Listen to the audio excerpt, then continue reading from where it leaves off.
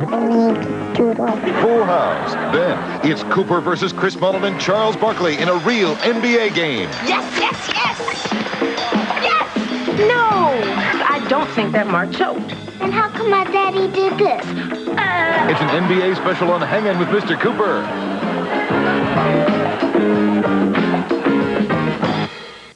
Watch, listen, and win. Find out how at 10. From ABC, this is World News Tonight with Peter Jennings. Good evening. We're going to begin tonight with an attempt by the international community to stop the madness in the former Yugoslavia, though you would be hard-pressed to find any two people in the U.S. or any other government who believe it will be enough. 6 months after imposing economic sanctions on the Serbian government, and with the fighting as brutal as ever in Bosnia-Herzegovina, the United Nations will now try to enforce the sanctions with a naval blockade on the Serbians. So first, here's our Pentagon correspondent, Bob Zelnick. U.S. and other NATO warships will soon be able to stop cargo headed for Serbia the same way they stopped cargo headed for Iraq during the Gulf War. Please state the nature of your cargo, over. Until now, Western navies have done nothing more than keep track of what ships were complying with the UN embargo against Serbia and which were not. The result has been that ships carrying oil, coal, and other contraband have been unloading cargo at ports in Greece and Montenegro. The cargo is then transported overland to Serbia. But tomorrow in Brussels, NATO's Military Affairs Council is expected to issue new orders to turn those ships around. You stop the ship. You, if necessary, board the ship if you think it might be laden. You inspect the cargo and check it against the manifest. Pentagon sources say that NATO warships will not enter the Danube River, even though it's a major highway for contraband entering Serbia. It is smuggled from the neighboring countries of Hungary, Bulgaria, and Romania. Western officials say they hope the new UN declaration and the Adriatic blockade will encourage those states to stop the illegal traffic themselves. Few here believe these sanctions will immediately reduce Serbian aggression. From the outset, the West has been a giant stride behind Serbia's territorial appetite. Bob Zelnick, ABC News at the Pentagon. Everyone agrees the current sanctions have not worked, and here's an example. Goods on the embargo list can be shipped through Yugoslavia if it can be proved the goods are destined for some third country. It's a loophole you could drive a truck through, which many do. Here's ABC's Mike Lee. At dawn today, dozens of trucks from Greece transferred their cargo of fuel to trucks from Serbia. The transfer, in defiance of UN sanctions, took place in a third country, Bulgaria, which continues to allow shipments of contraband to pass through its borders on the way to Serbia.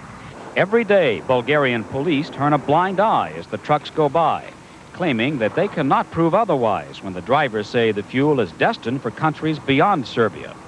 As for the impact of sanctions so far in Serbia, they have been a mixed success or a mixed failure, depending upon your point of view. Gasoline is abundant enough that there are no more long lines, but gas is so expensive that there are fewer cars on the road. Despite the appearance of normality here on the streets of Belgrade, Serbs are suffering hardships. There is enough food, but some items cost 600% more than they did a few months ago.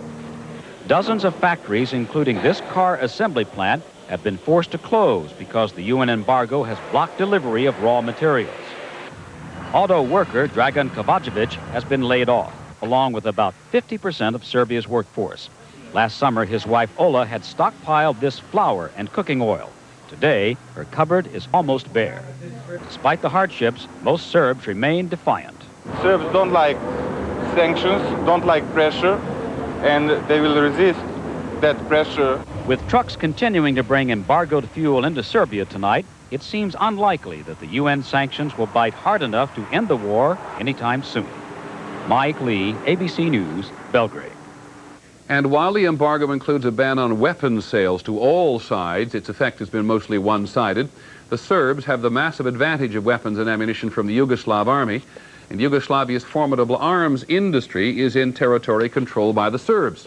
The Bosnian Muslims have enormous difficulty getting arms, and ABC's Tony Bertley reports tonight from Sarajevo on how the Bosnians have to make do.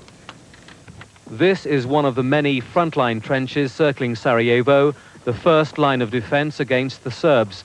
The Bosnian Muslims face an enemy heavily armed with tanks and artillery.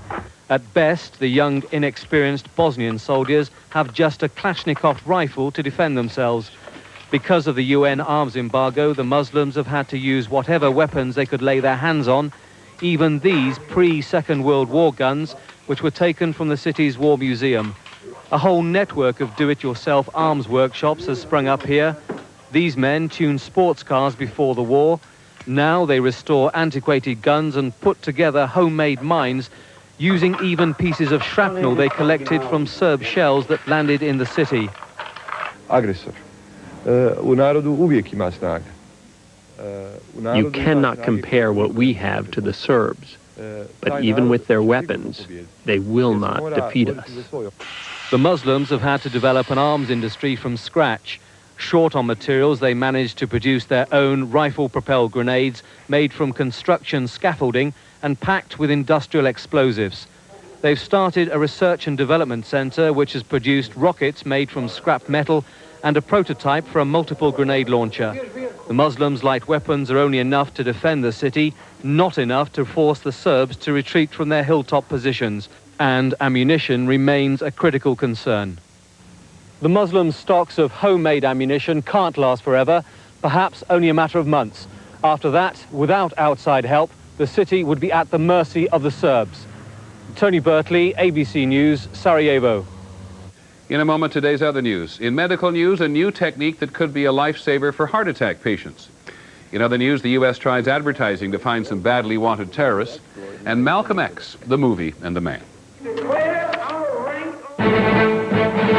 This is World News Tonight with Peter Jennings. Brought to you by Ralston Purina Company. Speak. Sing. Read. The one trick he can't do is read a label, so it's your job to find out a fancy dry dog food like Science Diet starts with ground corn. It's the first ingredient. While Purina One brand dog formula starts with chicken. And chicken, with corn, wheat, and other ingredients, provides high-quality nutrition. So give your dog Purina One. Purina One, second to none. Maybe we should try piano lessons. Gas pressure means pain and bloating. And the way doctors see it, your best choice for relief is Mylanta gas. It has the best medicine for gas.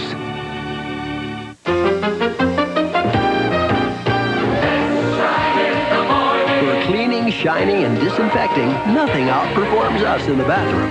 Dow Bathroom Cleaner, starring Scrubbing Bubbles. We work hard so you don't have to.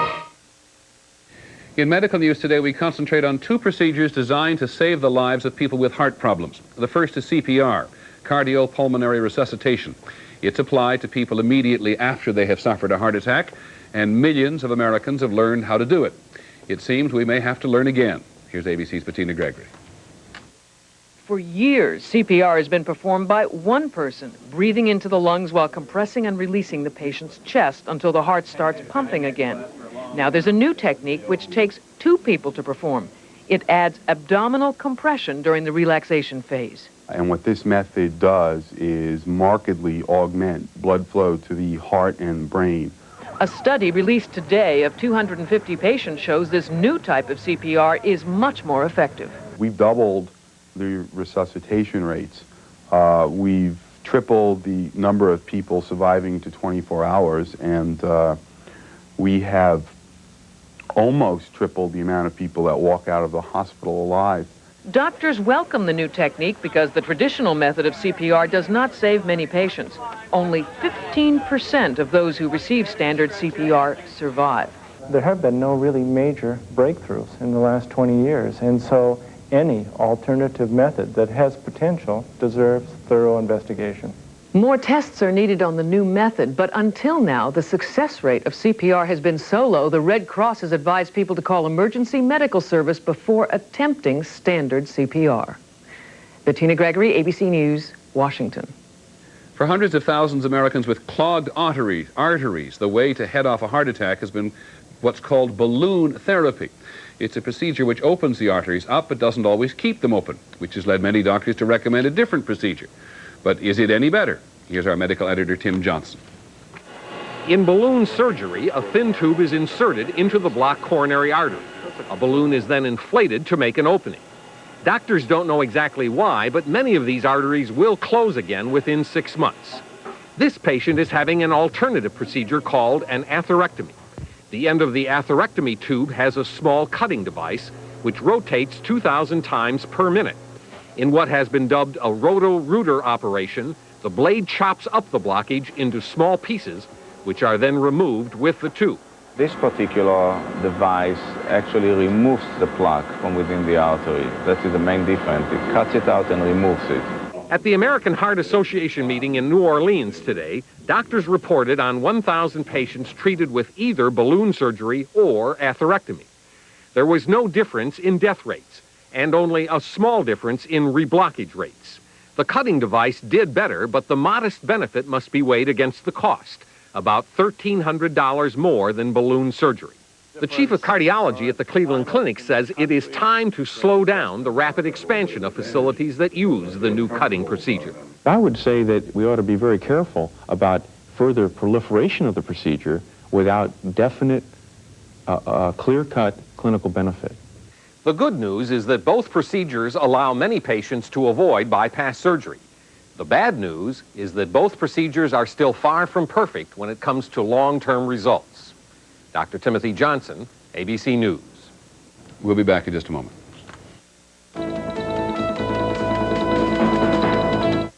Things you never heard about a Bran cereal before. Wow.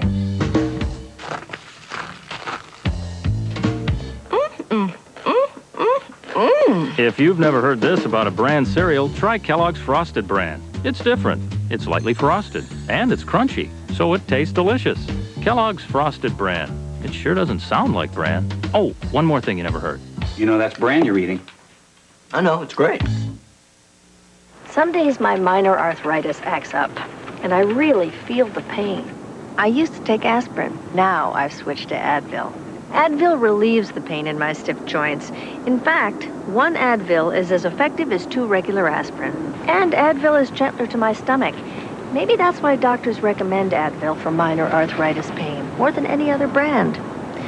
For my pain, I simply prefer Advil. Advil, advanced medicine for pain. Here's a great big idea. From Presto, professional salad shooter slicer shredder. Big capacity and power. Special blades to point and slice thick, slice thin, shred, even ripple cut. Right where you want. Salad shooter! From Presto. Introducing Ford Taurus Wagon and the bags. While all wagons have room for bags in back, only Ford has wagons in this class with 2 bags up front, keeping Taurus out front in safety. Ford Taurus Wagon. We learned today of a new technique in the campaign against international terrorism. The U.S. government has secretly indicted more than a dozen men for killing Americans overseas during the last 8 years. The State Department now hopes it will pay to advertise. Here's ABC's John McQuethy. Among those who have been secretly indicted are men who hijacked TWA Flight 847 in 1985 and kidnappers who killed American hostages in Lebanon.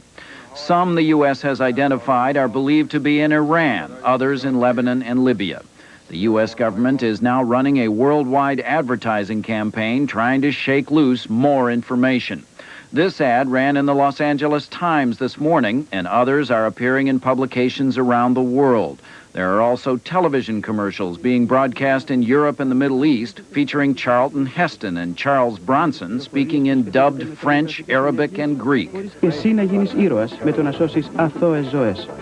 The message is simple. The U.S. government will pay up to $2 million for information on terrorists. Robin Higgins lost her husband, Colonel William Higgins, to terrorists in Lebanon 4 years ago. I will never be able to rest, and nor will my family, until the people who did this and who murdered my husband are brought to justice. Though several countries still provide safe haven for terrorists, State Department officials say they hope with the changing world and more U.S. pressure, there will be fewer places to hide. John McQuethy, ABC News, the State Department. In Hanoi today, members of a U.S. Senate committee have spent a second day with Vietnamese officials gathering evidence on Americans still listed as missing in action. With every meeting, we seem to learn how much information the Vietnamese have kept secret all these years. ABC's James Walker is in Hanoi. Massachusetts Senator John Kerry, the committee chairman, said it was an eerie experience as Vietnamese officials at the Army War Museum turned over flight suits, parachutes, and a vest belonging to downed U.S. pilots. The American delegation was also handed photo albums and a charred diary recovered from the wreckage of an aircraft. The director of the museum, Colonel Pham Duc Dai, told how he was part of a North Vietnamese unit that ambushed and killed 4 American soldiers from the 196th Infantry Brigade in April 1967. Dai said village youngsters sat on the bodies to hide them from low-flying American helicopters. The bodies, Dai said, were hidden in a river, weighted down with rocks, then later removed and buried. He said he will take American investigators to Quang Nai province next week to try to locate the gravesite. The American team drove to the Citadel, Vietnam's Pentagon, to check on reports that Caucasians, possibly American prisoners, were spotted there in 1986.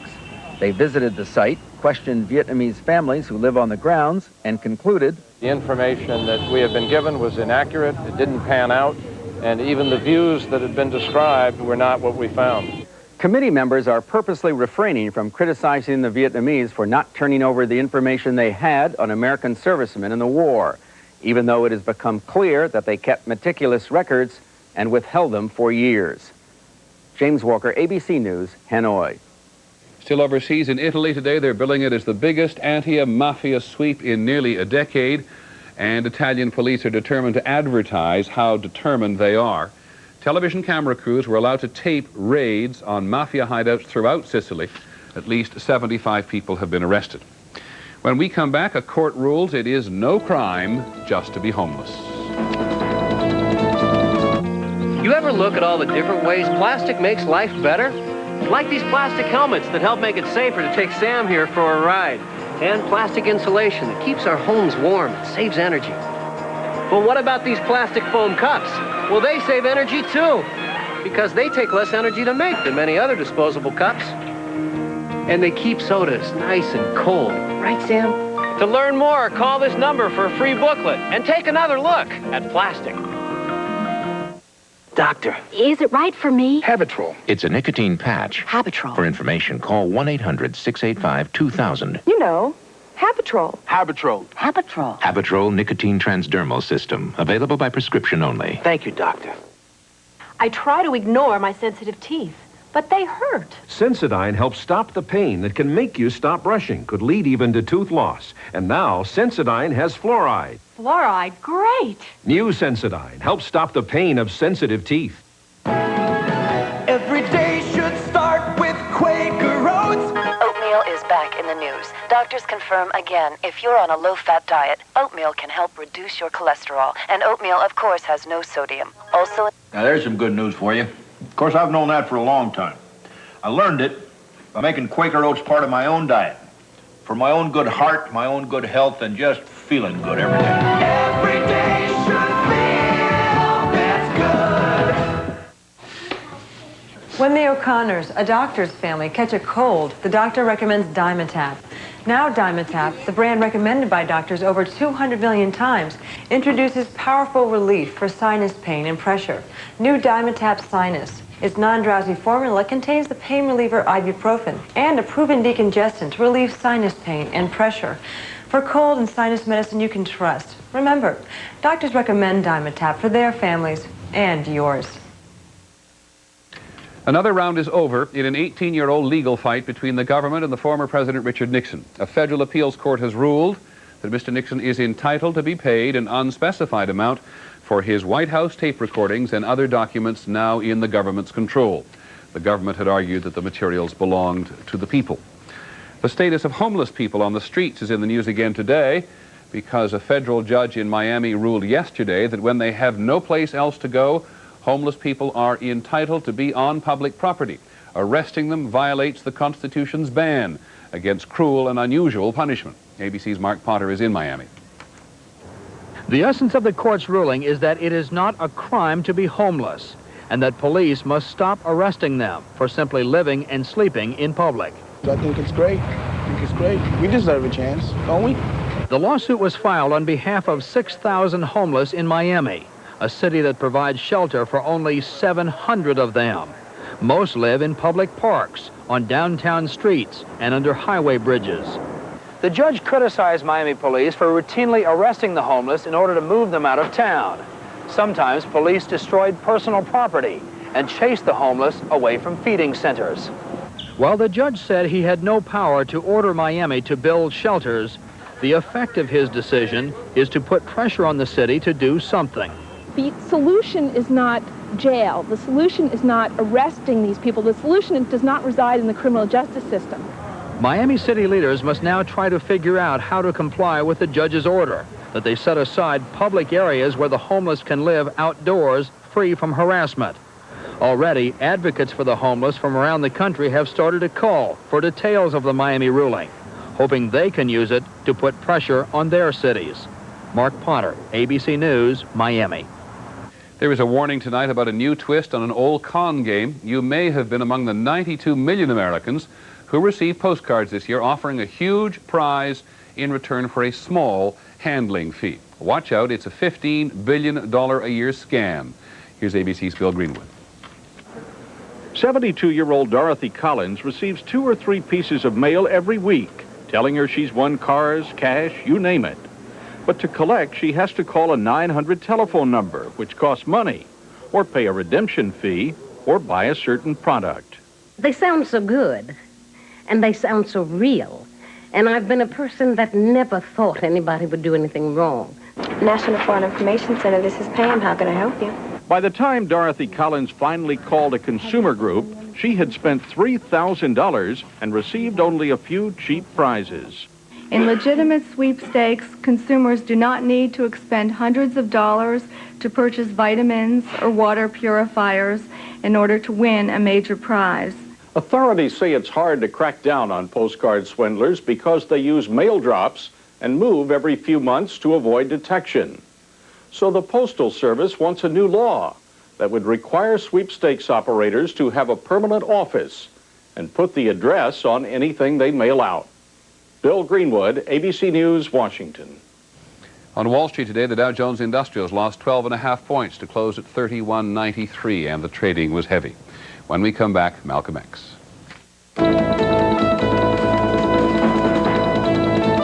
Nighttime, one of the worst times for pain. Minor arthritis pain, muscle aches, pain that seems to go on. That's why you need Ultra Strength Bengay. With more pain relievers than we've ever had, you can say goodnight to your pain with Ultra Strength Bengay. Why Centrum Silver? Because you're over 50 and you're just hitting your stride. Centrum Silver vitamins. Because the latest scientific research about changing nutritional needs after 50 is built in. Centrum Silver. It's a great time to be silver. So, I see you changed your mind, huh? Well, the Camry was nice. And then I drove this. Yeah? Mileage is better. Really? And with the power, I'm telling you, it's like a sports car with room for the kids. The price set you back, huh? About $3,000 less than the Camry. No kidding. No kidding. Well, what is it? The new Grand Am. It's a Pontiac. We are excitement, Pontiac. It really looks nice. It's gone. But it isn't. Now you can get strong medicine in a cough drop. It's gone, but it's still working. Medicine's so effective, the drop keeps working even after it's gone. It's Extra Strength Vicks, with a full dose of Vicks Vapor Medicine in every drop to relieve your cough and help your scratchy throat and stuffy nose feel better. Extra Strength Vicks, so strong it keeps working even after the drop is gone. It's still working. Tonight on Nightline with Ted Koppel, director Spike Lee and high school students talk about the state of race relations and his controversial new film, Malcolm X, tonight. Finally from us this evening, the return of Malcolm X. After months of advance publicity, often described as hype, Spike Lee's new movie finally opens tomorrow. It is likely to underscore Malcolm X's role as a hero to a generation of young blacks who were not even born when he was murdered in 1965. It traces Malcolm X's career from his days as a thief and a drug user to his emergence as a spokesman for the black Muslims to his final days when he spoke of reconciliation with white America. ABC's George Strait on the man and his legacy. We teach you to obey the law. We teach you to carry yourselves in a respectable way. But at the same time, we teach you that anyone who puts his hand on you, do your best to see that he doesn't put it on anybody else. A voice of black pride and defiance is echoing on the streets of Harlem. Malcolm X was a man in transition. He was a great man, extraordinary man. The X really is symbolic of him. Get off the welfare. Get out of that compensation line. Be a man. Malcolm X was killed almost 30 years ago. But a new generation of African Americans is being drawn to his message of self-reliance, self-determination, and self-defense. You hear it on the streets. He thought that black people was being treated wrong, so he had to do what he had to do by all means necessary. And in the churches where he spoke.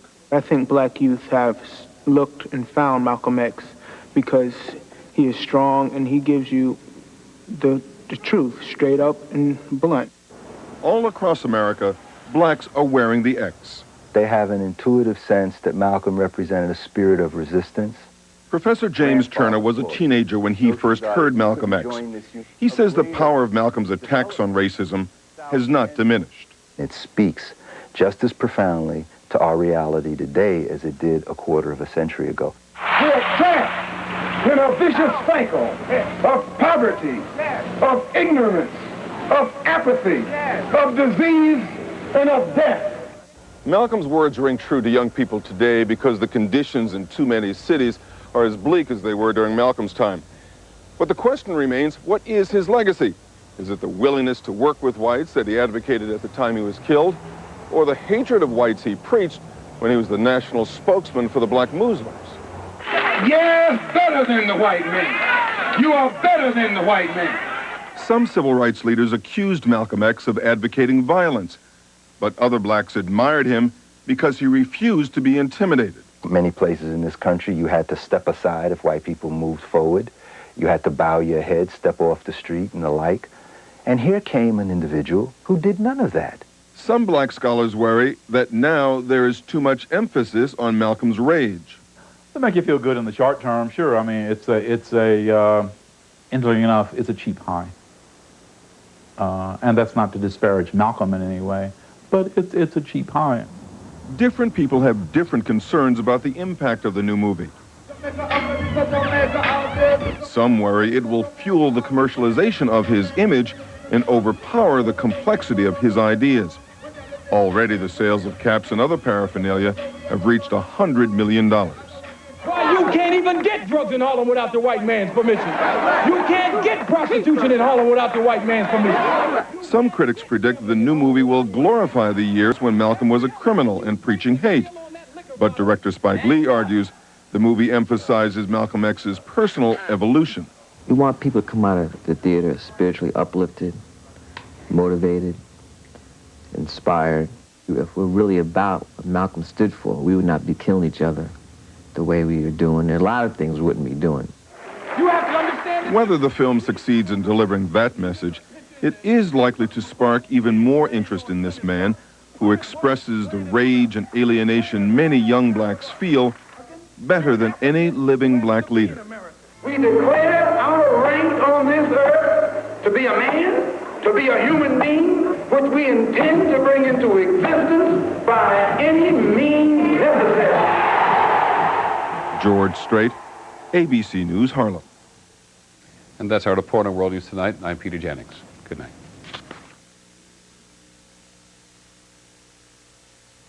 A television favorite returns. You have no alibi. An old injustice. Parole denied. And a modern murder. He didn't do it. Reveal a familiar suspect. Charlie Matlock did. Grandpa? Is she right, Mr. Matlock? You know something about the case? Andy Griffith returns, and now he's on ABC in an all-new Matlock movie Thursday. Tonight's a special night, so crystal clear and bright. Go big. Now at Long John Silver's, you can collect Holiday Crystal. With any of our great meals, tumblers are just 69 cents. Stemware and our new mugs, just 99 cents. At Long John Silver, you're gonna get your wish. Go fish. Go for our 6-piece shrimp and fries, just $1.99, and add a piece. Come on, let me show you what it's all about. It's about Michelle's school play. I am Lady Liberty. I should have been named Doodle. Full house. Then it's